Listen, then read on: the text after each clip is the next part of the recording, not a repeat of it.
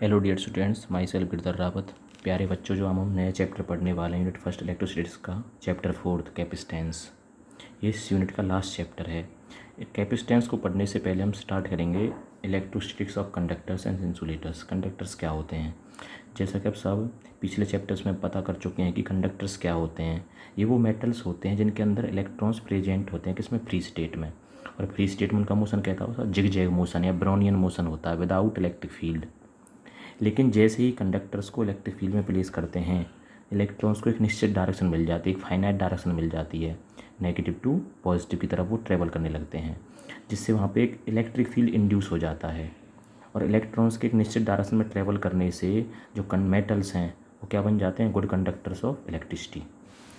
जबकि जो इंसुलेटर्स होते हैं ये वो सब्सटेंसेस जो होते हैं जिनमें इलेक्ट्रॉन्स फ्री नहीं होते, वो क्या होते हैं? न्यूक्लियस के साथ टाइटली बाउंड होते हैं।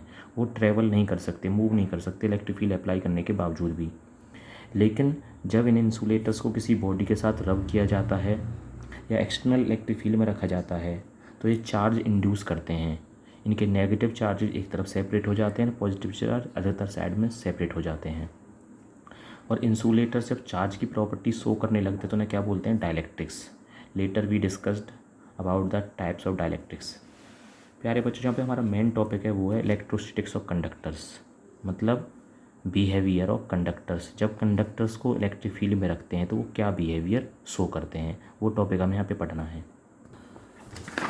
डियर स्टूडेंट्स, जैसा कि आपको यहाँ पे कोई इलेक्ट्रिक फील्ड दिया हुआ है, इलेक्ट्रिक फील्ड में कंडक्टिंग प्लेट्स हैं दो। इस पर फर्स्ट को क्या चार्ज दिया? पॉजिटिव, और सेकंड को क्या दिया? Negative charge. तो फर्स्ट प्लेट पे जो चार्ज इंड्यूस हुआ वो क्या है? पॉजिटिव। एंड सेकंड सीट पे क्या इंड्यूस हुआ है? नेगेटिव चार्ज इंड्यूस किया है। और जब इस एक्सटर्नल इलेक्ट्रिक फील्ड किसी डायरेक्शन क्या है, इसे हम डिनोट करते हैं ई नॉट से, जिस that is called external electric field.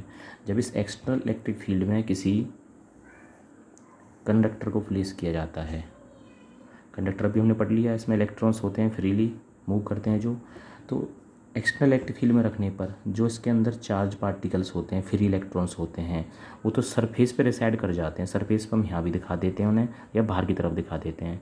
तो नेगेटिव चार्ज तो ड्यू टू इंडक्शन इधर अट्रैक्ट हो जाते हैं, और जो इसमें पॉजिटिव चार्जेज होते हैं वो अदर साइड में रिसाइड हो जाते हैं, सरफेस पर रिसाइड होते हैं, ना कि अंदर ये। और वो अंदर भी एक नेट फील्ड बन जाता है। उस नेट फील्ड की डायरेक्शन क्या बोलते हैं? हम इसे बोलते हैं ई इन, इंटरनल। जैसे ई पी भी बोल देते हैं, ई पी पोलराइज, ये पोलराइज हो गया। ई पी या ई इन मतलब एक ही है। और इन दोनों डायरेक्शन क्या एक दूसरे के अपोजिट है, एक्सटर्नल की और इंटरनल फील्ड की। तो आप यहाँ पे देखते हैं कि जो टोटल नेट फील्ड क्या बनेगा इसमें, इलेक्ट्रिक फील्ड लाइन की डायरेक्शन आपको पता है पॉजिटिव से नेगेटिव, और यहाँ पे फिर पॉजिटिव से नेगेटिव तरफ होगी, और हर पॉइंट पे एंगल क्या बनेगा? 90। अब यहाँ पे नेट फील्ड निकालना आपको। यहाँ पे देखते हैं कंडक्टर के अंदर जैसे ही आप कंडक्टर को एक्सटर्नल इलेक्ट्रिक फील्ड में रखते हैं, अंदर एक इंटरनल फील्ड विकसित हो जाता है, जिसकी डायरेक्शन होती है अंदर के पॉजिटिव से नेगेटिव तरफ। और ये तब तक इंड्यूस होगा इलेक्ट्रिक फील्ड, तब तक इसकी value E not external electric field के इक्वल नहीं हो जाएगी। तो आप कह सकते हैं कंडक्टर के लिए जो ई नॉट एक्सटर्नल फील्ड होता है वो किसके बराबर होता है? ई इंटरनल के इक्वल होता है, या इसे हम ई पी भी बोल देते हैं, पोलराइज्ड इलेक्ट्रिक फील्ड। ये दोनों वैल्यू बराबर हैं। और यहाँ पे जो नेट फील्ड बनेगा कंडक्टर के अंदर वो क्या बनेगा? नेट फील्ड की वैल्यू होती है applied external field minus induced या इंटरनल इलेक्ट्रिक फील्ड। जो वैल्यू क्या आएगी आपकी? 0। तो हमें पता चला यहाँ से कि जो कंडक्टर के अंदर नेट फील्ड होता है वो क्या होता है? 0 होता है। इसकी फर्स्ट प्रॉपर्टी क्या थी? चार्ज रिसाइड करता है सरफेस पर। और सेकेंड प्रॉपर्टी क्या है? इसके अंदर इलेक्ट्रिक फील्ड क्या होता है? 0।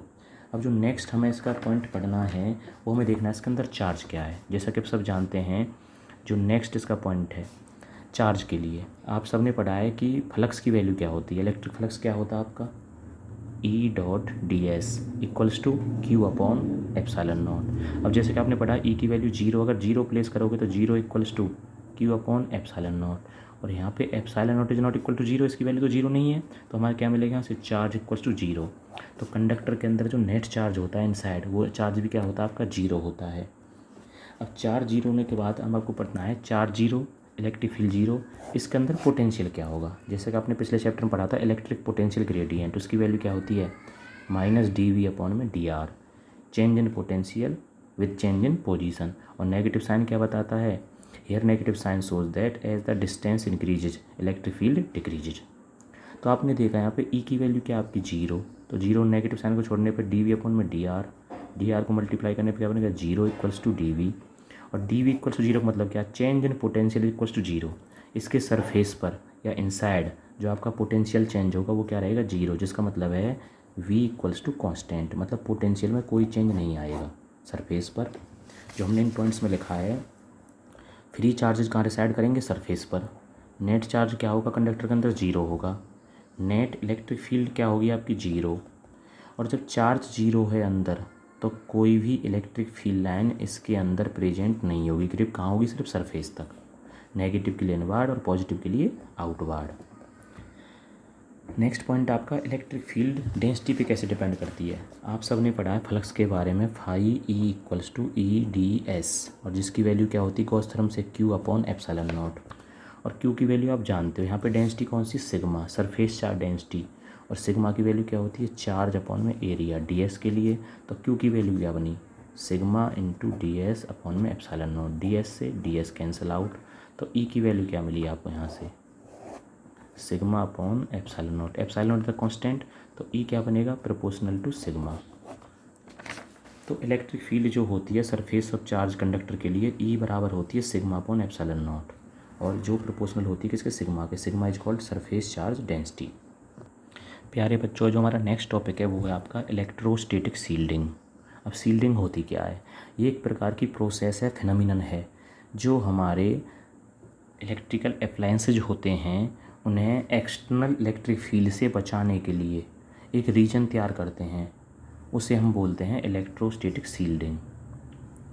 It is the phenomenon of protecting a certain region of space from external electric field. जैसा कि आपका होता है डिजाइनिंग टीवी केबल्स, जो कोएक्सियल केबल्स होती हैं, वो लाइटनिंग के दौरान जो एक्सटर्नल फील्ड होता है, किसी और कारण से जो एक्सटर्नल फील्ड क्रिएट होता है अनदर डिवाइस की वजह से, तो टीवी केबल्स को सुरक्षित रहें उसके लिए उन ऊपर केसेज होते हैं। नंबर ऑफ केबल्स के ऊपर बहुत सारी, जो टीवी केबल्स है उसके ऊपर बहुत सारी लेयर्स होती हैं, तो वो क्या होती है, एक सील्डिंग होती है। अब सील्डिंग प्रोवाइड क्यों करते हैं, सील्डिंग प्रोवाइड इसलिए करते हैं, आपने अभी पढ़ा था कंडक्टर के अंदर क्या होता है, इलेक्ट्रिक फील्ड जीरो, तो इसलिए इसमें कहा है to protect the instruments from external field. External field से बचाने के लिए जो बाहर से फील्ड हम दे रहे हैं उन्हें हम एक हॉलो कंडक्टर के अंदर बंद कर देते हैं, जिन्हें बोलते हैं फैराडे केजेज, और इन्हें अर्थ करने की ज़रूरत नहीं होती, अर्थिंग करने की ज़रूरत है ही नहीं, इसके अंदर अपने आप नेट फील्ड क्या होता है, जीरो होता है, और ये हमें एक्सटर्नल फील्ड से हमारी डिवाइस को बचा देते हैं। नेक्स्ट आपका टॉपिक है लाइटनिंग के दौरान हम सेफ कहाँ पे होते हैं, बस के या कार के अंदर, या ओपन ग्राउंड या पेड़ के नीचे। जैसा कि आपको पता है ओपन ग्राउंड में और पेड़ के नीचे आपको कोई भी इलेक्ट्रोस्टैटिक सील्डिंग, कोई भी फैराडे केज या लेयर उपलब्ध नहीं होती वहाँ पे, जिससे कि आपका चार्ज जो अर्थिंग हो जाए। तो वहाँ पे जो कार और बस के अंदर हम सेफ़ होते हैं, क्योंकि उनकी जो मेटालिक बॉडी होती है वो हमें क्या प्रोवाइड कर देती है, एक सील्ड प्रोवाइड कर देती है, इलेक्ट्रोस्टैटिक सील्डिंग, जिसके जैसे हम पता है कंडक्टर के अंदर क्या होता है, चार्ज जीरो होता है। नेक्स्ट आपका टॉपिक है टाइप्स ऑफ डायलैक्ट्रिक्स। जो हमने पढ़े थे डायलैक्ट्रिक्स कितने प्रकार के होते हैं, इन्हें सब्सटेंसेस ही बोलते हैं। डायलैक्ट्रिक्स दो प्रकार के होते हैं मेनली, पोलर और नॉन पोलर। अब पोलर मॉलिक्यूल्स कौन से होते हैं, जैसे कि आप एग्जांपल में देख रहे हैं water, alcohol, NH3, HCl, ETC, जिनकी शेप एसिमेट्रिक होती है। H और Cl सिमेट्रिक इन शेप नहीं है, ऐसी H2O, H और O सिमेट्रिक इन शेप नहीं, शेप कौन सी यहाँ पे, एसिमेट्रिक। और इनका अपना नेट डाइपोल मोमेंट कुछ ना कुछ होता है, Cl नेगेटिव, H पॉजिटिव, तो डायरेक्शन क्या होगी इसकी, डाइपोल मोमेंट की, Cl2H, और यहाँ पे O, और इसमें क्या होगी, O से H की तरफ P जो होगा डाइपोल मोमेंट, इनका अपना डाइपोल मोमेंट होता है। मतलब इनका शेप जो है, जैसे आपको पता है सेंटर पे क्या होगा, पॉजिटिव, और आउटसाइड सेल पे क्या होता है, इसलिए हम जानते हैं कोई भी पार्टिकल उसके न्यूक्लियस के अंदर तो क्या है, पॉजिटिव, और बाहर क्या होगा, नेगेटिव इलेक्ट्रॉन जो होंगे। तो इनके बीच की जो दूरी है एक पार्टिकल की, और सिमिलर अगर दूसरा पार्टिकल है, यहाँ पे पॉजिटिव यहाँ पे नेगेटिव, ये डिस्टेंसेज अगर कॉन्साइड नहीं करती हैं तो इन्हें किस मॉलिक्यूल्स में गिना गया, आपका पोलर मॉलिक्यूल्स में। और जब पोलर मॉलिक्यूल्स को बिना इलेक्ट्रिक फील्ड के प्लेस करते हैं हम, तो इनके डायग्राम्स कुछ इस तरह से होते हैं, इलेक्ट्रिक फील्ड की विदाउट प्रेजेंस के साथ। सिमेट्रिक शेप नहीं है, शेप्स क्या हैं, डिफरेंट हैं। लेकिन जब इलेक्ट्रिक फील्ड में प्लेस करते हैं तो इनके जो नेगेटिव चार्जेज हैं वो 1 पॉइंट की तरफ आ जाते हैं, और पॉजिटिव एक तरफ आ जाते हैं, सब में इलेक्ट्रॉन स्टेबल कर जाते हैं 1 पॉइंट टू अनदर फील्ड की। मान लो फील्ड की पॉजिटिव प्लेट या फील्ड की नेगेटिव प्लेट। नेक्स्ट आपका टॉपिक है नॉन पोलर सब्सटेंसेज। ये वो सब्सटेंसेज होते हैं जिनके जो मॉलिक्यूल्स होते हैं उनकी शेप क्या होती है, सिमेट्रिक, मतलब उनके पॉजिटिव से नेगेटिव चार्ज सेंटर्स की जो डिस्टेंसेज होती हैं वो क्या करती हैं, कोइंसाइड करती हैं, शेप में सिमेट्रिक होते हैं लगभग। CO2 भी लगभग सिमेट्रिक शेप में आता है। इनका अपना डाइपोल मोमेंट क्या होता है, नॉर्मल स्टेट में 0। अगर एक्सटर्नल फील्ड में रखेंगे तो कुछ डाइपोल मोमेंट क्रिएट होगा। ये तो है विदाउट एक्सटर्नल फील्ड। देखिए शेप सबकी क्या आपकी सिमेट्रिक इन शेप है। लेकिन जैसे ही एक्सटर्नल फील्ड में रखते हैं, एक्सटर्नल फील्ड में रखने पर आपको बताया था नेगेटिव चार्ज एक तरफ आ जाएंगे और पॉजिटिव चार्ज अदर साइड में चले जाएंगे। और इसी स्ट्रेचिंग को हम क्या बोलते हैं, डाइलेक्ट्रिक पोलराइजेशन, जो नेक्स्ट टॉपिक आप पढ़ेंगे। डाइलेक्ट्रिक पोलराइजेशन, स्ट्रेचिंग ऑफ, जैसे आपका एक कोई मॉलिक्यूल दिया हुआ है, इसके अंदर क्या पॉजिटिव नेगेटिव चार्जेस प्लेस हैं, तो जैसे ही इसे एक्सटर्नल इलेक्ट्रिक फील्ड में रखेंगे पॉजिटिव एंड नेगेटिव प्लेट के अंदर, इस हमारे मॉलिक्यूल के नेगेटिव चार्ज एक तरफ आ जाएंगे स्ट्रैक हो चुके और पॉजिटिव एक तरफ चले जाएंगे एक्सटर्नल फील्ड की प्रेजेंस में। और इस तरह से एक यहाँ तो डाइपोल मोमेंट क्या था 0 और यहाँ पे एक नेट डाइपोल मोमेंट क्रिएट हो जाता है। जैसे आपने पढ़ा है, if negative and positive charges are separated by small distance then it creates a dipole, और इस डाइपोल की क्या बन जाएगा अपना एक डाइपोल मोमेंट भी क्रिएट हो जाएगा। तो स्ट्रेचिंग ऑफ डाइलेक्ट्रिक एटम्स, चाहे वो पोलर हो या नॉन पोलर हो, किसकी वजह से, due to displacement of charges, negative positive के स्ट्रेच होने की वजह से, डिस्प्लेस होने की वजह से, किसमें, एक्सटर्नल इलेक्ट्रिक फील्ड में।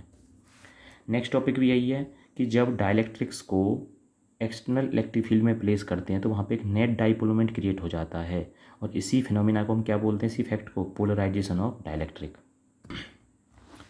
अब इस टॉपिक में जो डाइलेक्ट्रिक पोलराइजेशन दिखाया हुआ आपको कंडक्टर के लिए और डाइलेक्ट्रिक के लिए, जैसे कि हम पहले पढ़ चुके हैं, जब किसी कंडक्टिंग शीट को एक्सटर्नल फील्ड में रखते हैं E0 में, तो जो एक्सटर्नल फील्ड में क्या है, positive plate and negative plate, तो अंदर कंडक्टर को प्लेस करने पर कंडक्टर के अंदर के जो नेगेटिव चार्जेज हैं वो एक साइड में रिसाइड हो जाएंगे सरफेस पर, और पॉजिटिव चार्जेज अदर साइड में रिसाइड हो जाएंगे। अंदर जो फील्ड बनेगा उसे बोलेंगे EP, पोलराइज्ड इलेक्ट्रिक फील्ड, या इसे बोलते हैं इंड्यूस्ड इलेक्ट्रिक फील्ड या इंटरनल इलेक्ट्रिक फील्ड। आपको बताया था ये जो अंदर फील्ड बनता है EP कंडक्टर के अंदर, उसकी वैल्यू किसके बराबर होती है, E0 के इक्वल। अगर दोनों का हम डिफरेंस करते हैं, नेट फील्ड निकालते हैं कंडक्टर के अंदर, वो क्या होता है 0। जबकि डाइलेक्ट्रिक के अंदर जो इलेक्ट्रिक फील्ड बनता है EP, वो E0 के बराबर नहीं होता। इसमें एक्सटर्नल फील्ड ज़्यादा होता है, इंटरनल फील्ड क्या होता है कम, जिससे नेट फील्ड की जो वैल्यू आती है वो आती है E0 minus EP equals to क्या होता है E। यहाँ पे कुछ इलेक्ट्रिक फील्ड प्रेजेंट होता है, जबकि कंडक्टर के अंदर क्या होता है 0। अब जो आपकी पोलराइजेशन हुआ था उसकी एटॉमिक पोलराइजेबिलिटी को कैसे मापेंगे, या मॉलिक्यूलर पोलराइजेबिलिटी को कैसे मापेंगे, कितना आपका पोलराइज्ड हुआ है।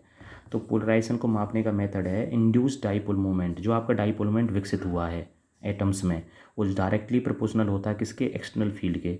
जैसे जैसे आप एक्सटर्नल फील्ड की वैल्यू बढ़ाओगे क्या बढ़ती जाएगी, आपकी डाइपोल मोमेंट इंक्रीज होता जाएगा।